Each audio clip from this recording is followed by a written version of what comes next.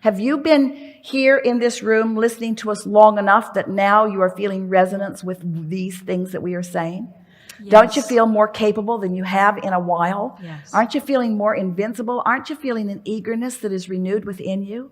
Yes. Aren't you willing to let what you've got in your vortex, which is enough to keep you busy for 20 or 30 lifetimes, don't you want some of it to be realized in your experience now? Isn't that just the most joyful journey? To have manifestations of those dreams? Don't you want to live in that house that you've been thinking about, with that person that you've been thinking about, and driving that car that you've been thinking about, with all that money that you've been thinking about? Don't you want to feel the security that the money and the car and the abundance brings to you?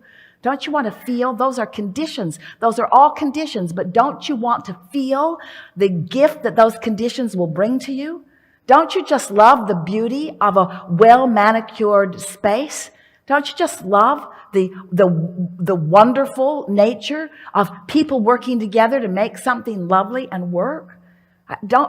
Aren't you appreciating so much the expansive diversity of your time-space reality and the way that you all fit together to make wonderful things work for each other? Don't you want everyone to stand in a place where they feel good, no matter what it is that they are doing? Don't you want that? All you got to do is find it for yourself. Find it for yourself and then watch what happens. People will flock to you. They'll say, what are you doing? What are you doing? How is it that I barely hear you speak of something, and before I know it, you're living it. It's in your experience. What do you know that I don't know? Well, I just recently figured it out, you'll say. I figured it out, that I can feel good before it comes. And if I can figure out how to feel good, even in the absence of what I want, then it comes. It's not the way my mother taught me. I was taught I had to pay a big price. Big prices will get you mediocrity. Paying a big price will get you long hours and hard work. Paying a big price will move some things around.